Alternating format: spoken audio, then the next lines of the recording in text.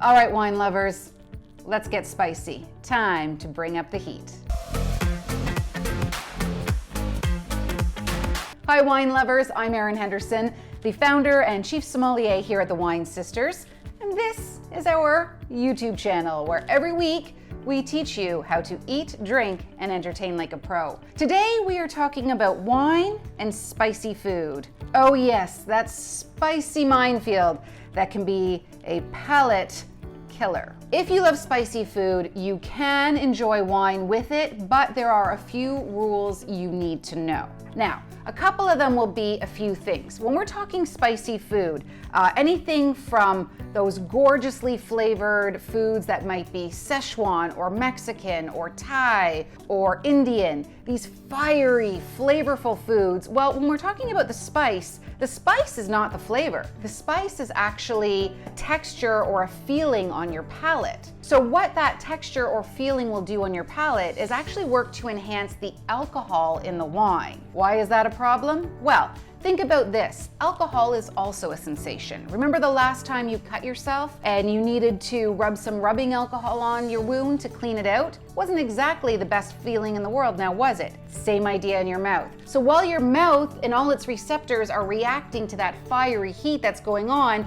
you add on some alcohol, let's say in the case of a high alcohol wine, you're just getting more and more explosion happening. You're not increasing the beautiful sensation of a great wine and food marriage. But this is how you can get around that. So when we're talking about foods that have some jalapeno spice or Scotch bonnet, whatever the case might be, and those oils start to irritate the palate, well, what do you normally do and what do you normally see? I used to work in a Mexican restaurant a long time ago when I was in university. So they barely had restaurants that long ago. Anyway, when people found that they got in a little over their head when it came to spice and they started to panic, we would run to them with a glass of milk. Dairy and lactose issues aside, that dairy would coat their palate and therefore put out the heat, at least to temper it enough so that they could, stop the tears from flowing. And if you think about other cultures where they pair drinks with their spicy food, think about what's popular in India. Often something in the way of like a mango lassi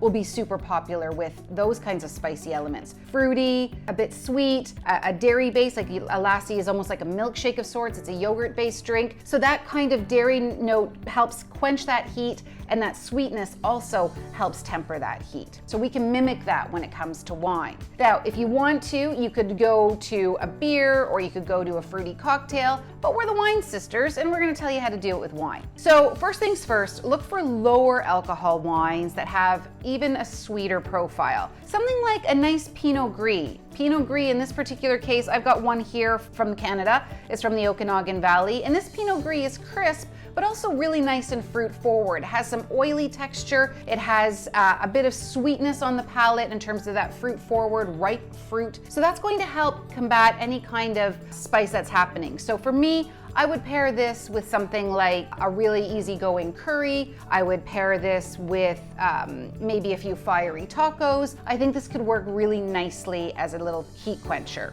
As far as low alcohol goes, probably you guys also have seen a lot on trend this year, these lower alcohol wines. These are the lower alcohol wines that are being advertised as such. They also have a few health claims. I'm really conflicted on that. I'm not buying into that. I think, I'll put it on record, I think that these current fads of clean wines and health-conscious wines, well, I think these are gonna go the route of what fat-free foods were in the 90s. I just don't see it sticking around, but that's a topic for another day. But because they do have lower alcohol, this particular Chardonnay from Yellowtail that was sent to me, this one comes in at 9.5% alcohol. So with that lower alcohol element, you have something that's not going to be a very big aggressor on your palate when it comes to that heat. So this could be an option for you as well, or the other low alcohol advertised wines.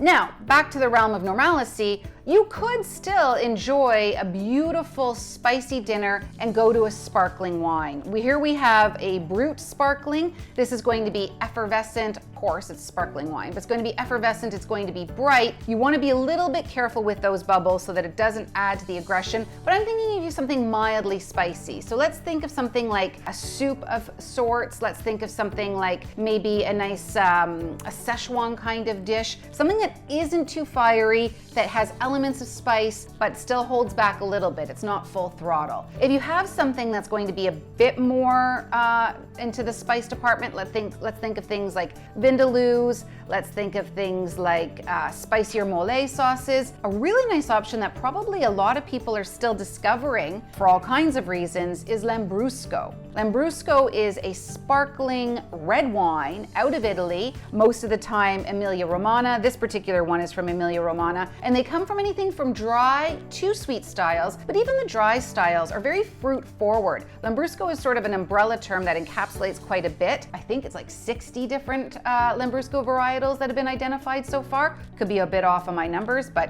whatever. So this is going to offer you that fruit forward freshness that's going to temper some of that heat as well. Now, if you're dying to have red wine, fine, you can do that. So let's say you're doing something that's a spice that's not necessarily going to that jalapeno or hot pepper kind of spicy element, but maybe it's coming from something like a black pepper. So you're having a steak au poivre, or maybe you're having a blackened sea bass or something like that. You could always do a red wine, but I would again stick to that more juicy fruit forward style. I've picked out two here. One is a Beaujolais. I mean, when doesn't Beaujolais work? I mean, really, this has got to be one of the most food-friendly reds in existence. We've got low tannin. So when we're talking about tannin, that's that stuff that feels like cotton balls that are filling up your mouth, drying out your mouth like sandpaper. That can also be an aggressor for when your mouth is feeling very fiery and irritated by heat. Well, you add on the alcohol and then you add on that aggressive tannin, that's going to be just like an unpleasant sensation all around. But when we go to low tannin wines like this Beaujolais, that offers a nice soothing element and there's an upfront juiciness. Beaujolais, Gamays, of course they vary from producer to producer and region to region. This one though, typically the general idea of what Gamay grapes, the main grape of Beaujolais, tastes like,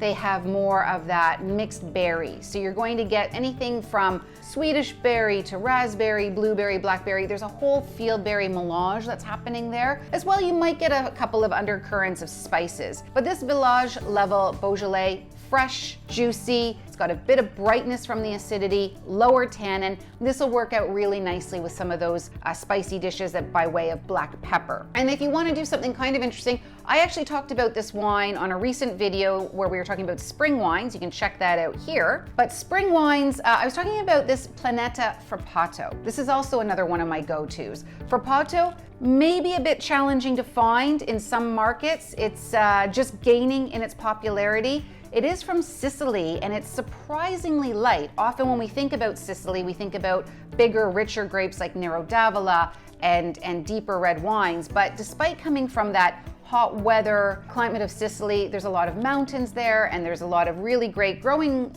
vineyards and growing regions. So we get this really, I mean, I hate to use the word ethereal because it's so lame when you're talking about wines, but this sort of light to the touch, easygoing, fruit forward, and there's a lot of tart fruit that's happening here as well that gives it a brightness on the palate. Again, when we're having something that's going to be more along the lines of lobster diavola, or if we're having, spicy salumi, these are going to work out really nicely. You've got that lighter touch on the palate, and you've got that brighter acidity and that lower tannin. So I hope that helps you out when we're talking about, just to quickly recap, because I want to make sure everybody figured out exactly what we're talking about. If you've got something that's going more along the lines of jalapeno, habanero, Scotch bonnet, you've got these really fiery hot pepper, definitely go for something low alcohol, whether that's advertised or not. Generally something 11% alcohol or lower. Hopefully something fruit forward, like a nice Pinot Gris. This is going to help combat some of that heat, the lower alcohol and the ripeness of the fruit. It's going to help combat some of that heat. If you get something that's sort of mid-range, where we're doing more of a vindaloo, a curry,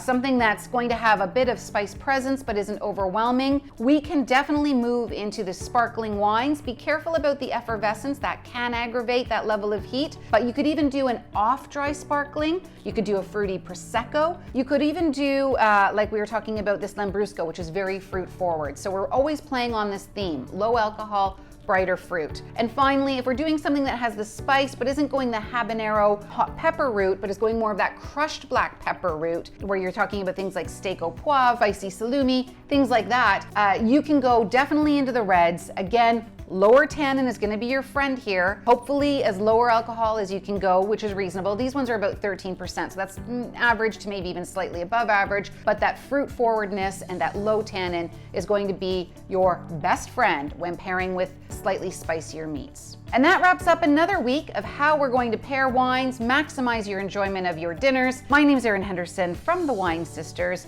If you liked this video and found it helpful, please leave us a rating and a review. Maybe you even want to subscribe and hit that bell so you know every week when we release a new video, you'll be among the first to be alerted. Guys, leave us a comment. Let me know what your pairing challenges are and I'll be sure to answer them. Or let me know what you're eating and drinking and what some of your favorites are, because I love to see what you get up to. Once again, guys, thank you for sharing your time with me. I hope you found this video useful. Get out there, get your spice on, get your wine on, and have a little bit of fun. We'll see you next week, and until then, stay well, drink better.